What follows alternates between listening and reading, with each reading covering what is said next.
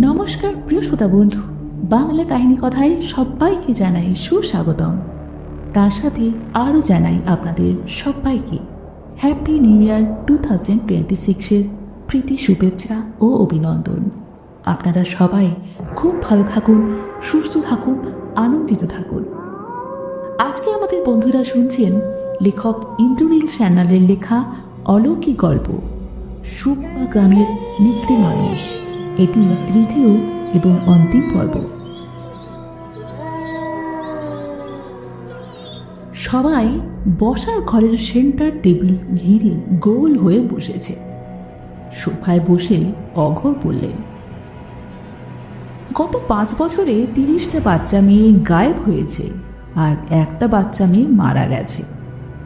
বাচ্চা ছেলেদের কিচ্ছু হয়নি, বাচ্চাদের গায়ের জোর কম, অ্যাটাক করলে প্রতিরোধ করতে পারবে না, তাই বলে শুধু মেয়ে বাচ্চা। ওয়ারউলফের কি ছেলেদের মাংসে অ্যালার্জি আছে? মোমবাতির আলো গোলাকার হলুদ বৃত্ত তৈরি করেছে। সেই বৃত্তের মধ্যে দেখা যাচ্ছে সকলের শঙ্কিত মুখ। অঘোর ঠান্ডা গলায় বললে, 30টা বাচ্চা মেয়েকে যে গায়েব করেছে, একটা বাচ্চা মেয়েকে যে খুন করেছে, সে ওয়ারউলফ নয়। এথেনপা খুকরির খাপে হাত রেখে দাঁতে দাঁত চিপে বলল, ওয়ারউলফ আছে, আপনারা শহরের লোকেরা এসব জানেন না। আমি সব জানি এথেনপা। অঘোর এক পর্দা গলা তুলেছেন। আমি জানি যে সুব্বা গ্রামের আশেপাশে অন্তত 3 জন নেকড়ে মানুষ আছে, আর আপনি তাদের আশ্রয়দাতা। এথেনপার মুখ হঠাৎ ফ্যাকাশে হয়ে গেল। অঘোর আর এক পর্দা গলা তুলে ডাকলে, দেবী থাপা, আপ অন্দর আইয়ে। উপস্থিত সবাই অবাক হয়ে দরজার দিকে তাকালো। ঘরময় এখন কটু গন্ধ। হলুদ আলোর বৃত্তের বাইরে যে ধূসর এলাকা, সেখানে দেখা গেল লোমে ঢাকা 2টি পা। আঙুলের নখগুলো বড় হয়ে বেঁকে গেছে। তা সে হাত জোর করে বুদ্ধের নাম করছে। সুমনা অজ্ঞান হয়ে গেল। রজার আর কুনাল এক লাফে এথেনপার পিছনে পালালো। এথেনপা রিভলভার বের করে চেঁচালো, আন্দার মত আনা, গোলি মার দুঙ্গা। পা দুটি 2 কদম এগিয়ে হলুদ আলোর বৃত্তে ঢুকল। সবাই দেখল চটের বস্তার তৈরি ঢোলা পোশাকে ঢাকা এক মহিলা দাঁড়িয়ে রয়েছে। শরীরের যেটুকু অনাবৃত তার সবটাই লোমে ঢাকা। মহিলার কাঁধে অঘোরের লাল ন্যাপশেক, হাতে রূপোর ছুরি। ন্যাপশেক আর ছুরি নিজে জিম্মায় নিয়ে অঘোর হাঁক পারলেন, নীরজ, মঞ্জুরা। মহিলার পাশে এসে দাঁড়ালো 2টি বাচ্চা। চটের বস্তায় ঢাকা শরীরের অনাবৃত অংশে লোম বিজবিজ করছে। অঘোর বললেন, ইনি হলেন দেবী থাপা, বাংলোর কেয়ারটেকার থাপার বউ, আর এরা ওদের যমজ ছেলে মেয়ে, নীরজ আর মঞ্জুরা। নীরজ আমার ঘাড়ে ঝাঁপ মেরেছিল বলে ছুড়ে গেছে। থাপা শঙ্কিত চোখে 3টে চেয়ার এনে দিল। অঘোর হাত ধরে নীরজ আর মঞ্জুরাকে চেয়ারে বসালেন। দেবী নিজের থেকেই বসল। অঘোর বললেন, এই 3 জন একটা বিরল জেনেটিক রোগে ভুগছে, যার নাম কনজেনিটাল হাইপোট্রিকোসিস ল্যাঙ্গুইনোসা। রোগটার কোনো চিকিৎসা নেই। কাশি অবাক হয়ে বললেন, এটা কি রোগ? অঘোর বললেন, এই রোগের বৈশিষ্ট্য হল সারা শরীরে অত্যধিক লোম গজায়, যার জন্যে এই রোগের অন্য নাম ওয়ারউলফ সিন্ড্রোম। মধ্যযুগ থেকে আজ পর্যন্ত মাত্র 50 জন রোগীর সন্ধান পাওয়া গেছে। সুমনার জ্ঞান ফিরেছে। সে চিৎকার করে বলল, তাহলে এরাই বাচ্চাগুলোকে খেয়েছে? নীরজ আর মঞ্জুরা মাকে জড়িয়ে ধরেছে। ওদের চোখে ভয়। অঘোর বললেন, এরা ওয়ারফুল বা নেকড়ে মানুষ নয়, শুধু মানুষ। এরা শেপ শিফটিং করে রাতের বেলা নেকড়েতে রূপান্তরিত হয় না। এরা বাচ্চার মাংস খায় না। সুব্বা গ্রামের বাচ্চা মেয়েদের যে হাপিস করেছে সে হলো আপনাদের মুখিয়া মেনলা এথিনপা। থাপার বউ আর বাচ্চাকে নিজের বেকারের পিছনের গুহায় এথিনপা কত 5 বছর লুকিয়ে রেখেছিল। ওরাও বেরোতে চাইতো না, কারণ আপনারা ওদের নেকড়ে মানুষ ভেবে দেখে ভয় পেতেন। এথিনপা সপ্তাহে একবার ওদের খাবার দিয়ে যেত। সেই বাসি পচা খাবার খেয়ে ওদের চলত। নেকড়ে মানুষের জুজু সামনে খাড়া করে গ্রামের বাচ্চা মেয়েদের বিক্রি করে দিত এথিনপা। কলকাতা, মুম্বাই, দিল্লি, জয়পুরে গিয়ে প্লেস ট্রেডে নামতে বাধ্য হয়েছে বাচ্চা মেয়েগুলো। তাহলে মিনু কেন মারা গেল জানতে চান তাসি। ওয়ার উলফের মিথ্যে রং চড়ানোর জন্য মিনুর গলায় খুপড়ি চালিয়েছে এথিনপা।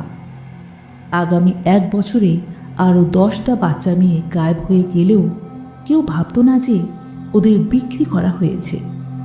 দোষ হতো ওয়ারফুলফের। আপনি এত কথা কি করে জানলেন জানতে চায় তাসি।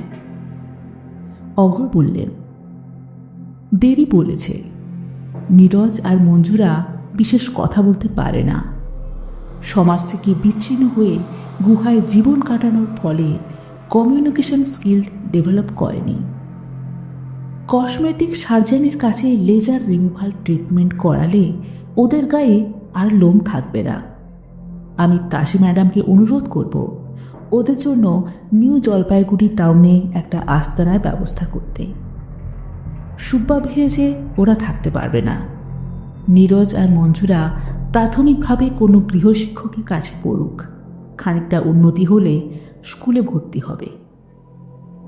দীর্ঘদিন ধরে সবার চোখের আড়ালে গুহায় থেকে ওদের মানসিক সমস্যাও ডেভেলপ করেছে। সাইকিয়াট্রিক কাউন্সেলিং লাগবে। সেসব হয়ে যাবে বললেন তাসি।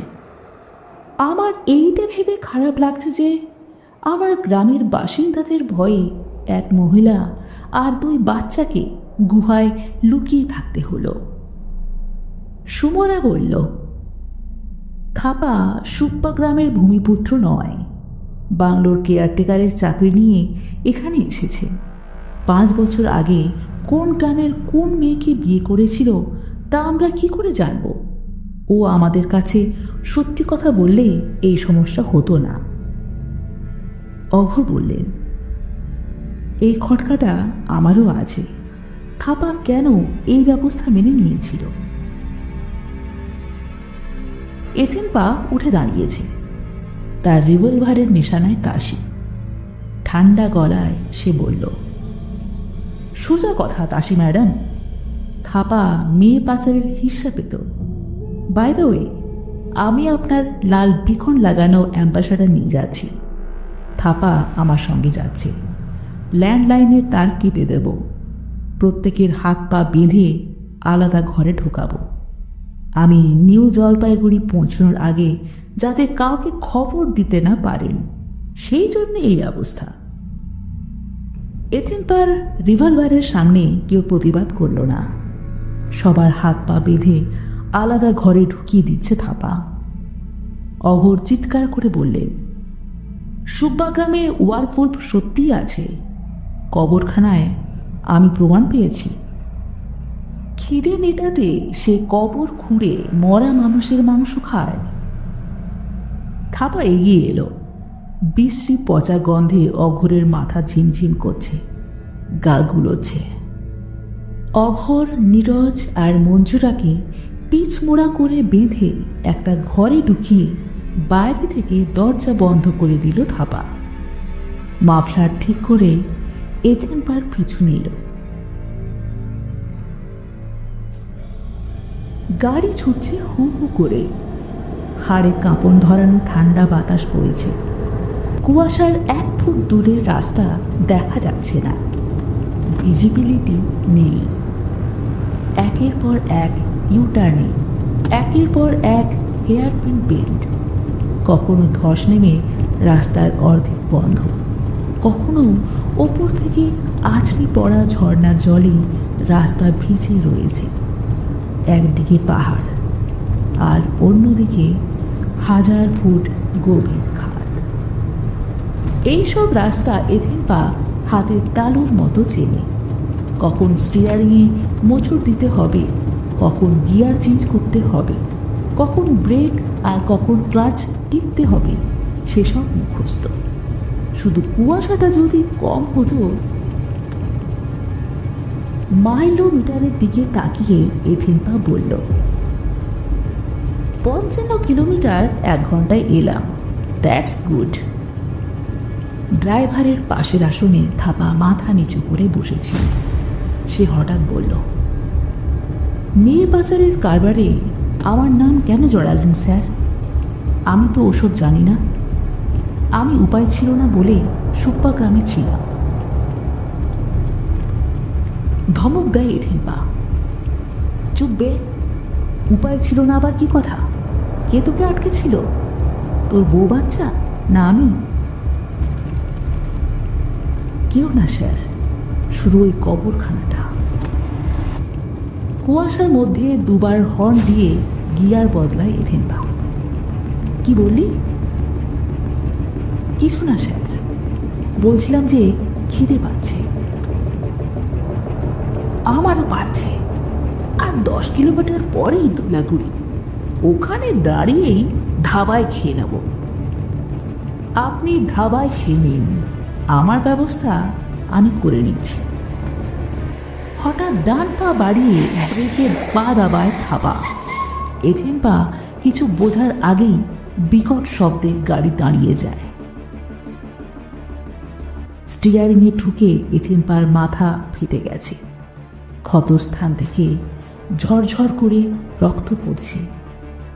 কোনো রকমে মাথা তুলে থাপার গালে 1 থাপ্পড় কষিয়ে সে বলল, বাঁদরানি হচ্ছে?